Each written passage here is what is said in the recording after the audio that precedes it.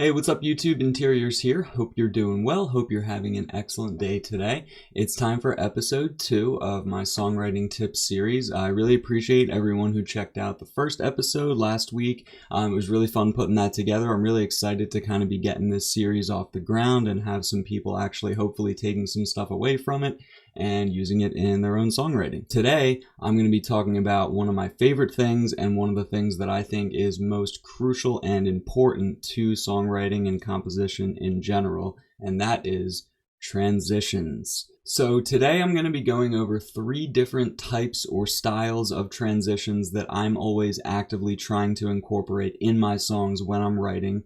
So it's not going to be me telling you like what chords to play or what notes to play or how fast or slow to play them. It's going to be more general concepts focused around like phrasing and using transitions tastefully and how I go about that in my own songs with, again, several examples as there will be in every episode of this series. So before we get into all that, just really quick, make sure you subscribe to my channel and turn on notifications if you haven't done that yet. Make sure you like the video if you like the video. Make sure you follow me on Instagram at interiors_music. It's also right here on the screen. And I hope you enjoyed today's video. Let's get right into it. All right, so the first type of transition that I want to talk about today is what I call piggyback transitions. Now, I don't know if this is a term that anyone else uses. I haven't heard anyone else use it, I think, before, but it's just what I have called them for a long time. So what a piggyback transition is when I'll take the last few notes of a riff or the last couple bars of a phrase, and I turn that ending of the previous phrase into the beginning or even the entirety of the next section that we're transitioning into. This is definitely one of my favorite types of transitions. However, I haven't used it quite as much as a lot of others in my own music because I find it can be hard to find really good, tasteful ways to use it in my songs. So I make sure that whenever I do use it, it's done very tastefully. So now I'll show you a few examples of where I have pulled this off in a few of my own songs. First, for my newer song, Focus, this is a transition where I took the last 4 notes of a faster melodic picking riff and I turned those into the main riff for the heavier breakdown section afterwards from that melodic riff.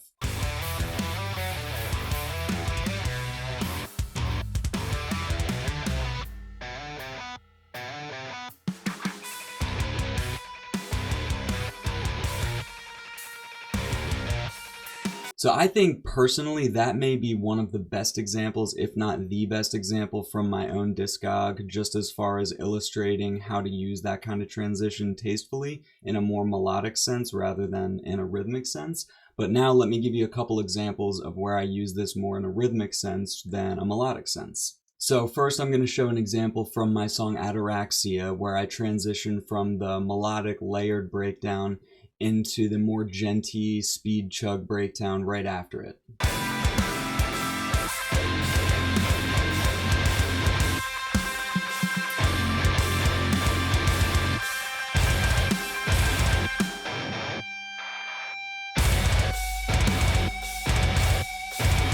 Okay, and another example here that I'm going to show of where I've used this type of transition in a rhythmic sense is actually not an Interiors song. This is a song that I wrote for a band that I used to be in called Snake Charmer, and this is a song from their most recent EP. The song is called The Passage.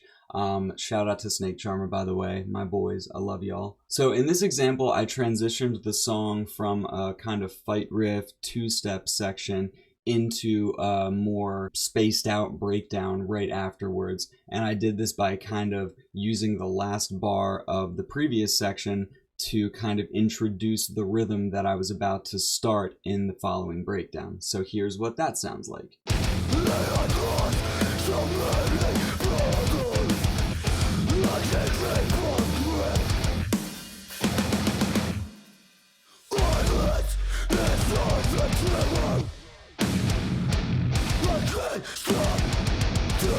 So that was that little transition from The Passage by Snake Charmer again. Make sure you check them out, by the way, if you're into that heavier metalcore kind of beat down type of music. They're really, really good. Stuff is heavy. And also, you know, I wrote a lot of it, so check it out. I'll put links to all their stuff, all their platforms down in the description of the video. Okay, so transition type number 2 is what I call sneak peek transitions. Now, these are extremely common. You'll hear them in tons of music all over the place, spanning pretty much every genre, tons of bands and artists and musicians and everyone. Producers, everyone uses these. For me personally, I use them a lot in my own music, and that's honestly because they work really well as far as introducing a new phrase. So a sneak peek transition is essentially where all of the instruments except for one, whatever your primary instrument in this context is, will drop out as we're moving from one section into the next for maybe, I don't know, 2 or 4 bars or just a few seconds, however you want to think of it. Maybe just one repetition of the riff. So for example, say your guitar is the one remaining instrument, the guitar would be, which again is how I use it in my music because I'm a very guitar-heavy, guitar-based project. So what I would do is I kind of just play the first couple seconds or the first 4 beats or whatever you want to call it of the following riff, and then boom, the full riff kind of kicks in. This is a type of transition that I use a ton in my own music, as I was saying before, so I have tons of examples to show you. So I'm actually just going to play a quick montage back-to-back of several of my songs that have this in there, so you can just hear a bunch of examples of different ways that I've utilized this type of transition.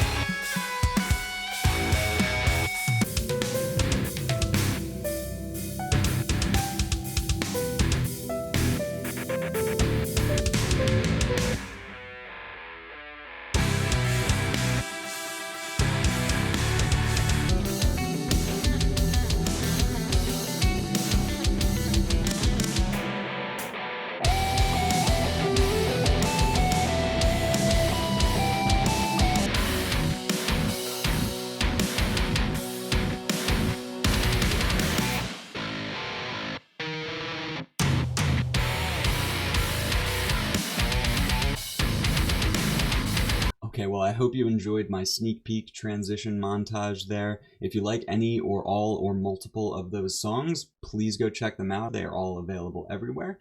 And if you do go listen to any of my songs or all of my songs or some of my songs, I appreciate you very much, and I hope you have an excellent day today.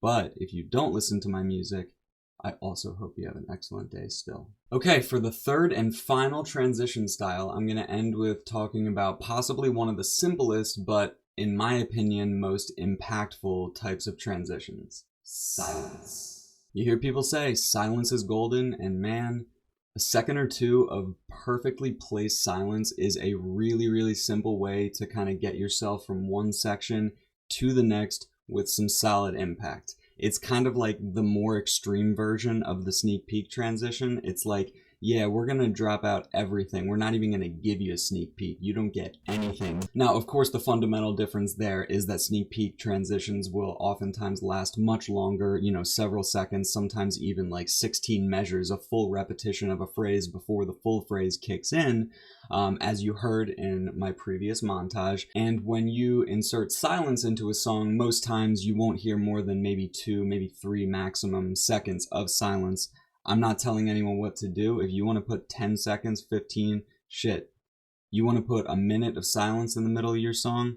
I respect it. So I like to use silence in 2 different ways. One is to place silence right on the first beat or like the first 2 beats of the new phrase that we're transitioning into. So this is a type of transition where the transition doesn't even happen until the new phrase has technically begun. So it's almost kind of a weird thing, but in my opinion still counts as kind of a transition because it's the thing that gets you from phrase to phrase. So of course in this example we're placing silence right at the beginning, the first beat or 2 of the new phrase. So what this does is it causes the new phrase to effectively begin, as far as the listener is concerned, a couple beats or a beat late, which can be a way to kind of get them to ooh. So I'll give you a couple examples here of where I've used silence in this context on the first beat or the very beginning of the new phrase.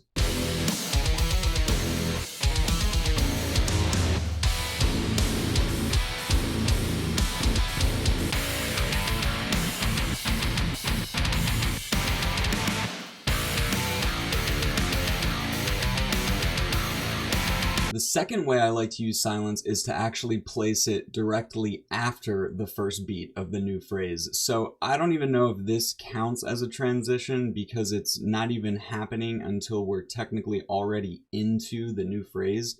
However, I still like to think of it as such. It can be the kind of thing, if used very well, that almost makes your listener think the song has ended for like a split second, and then they realize, oh no, it's still playing. I think we've all probably experienced that while listening to a song at least once or twice in our lives. I know that's happened to me a lot. So here's an example from my song Momentum, where I used this to get the song into the final big chorus section.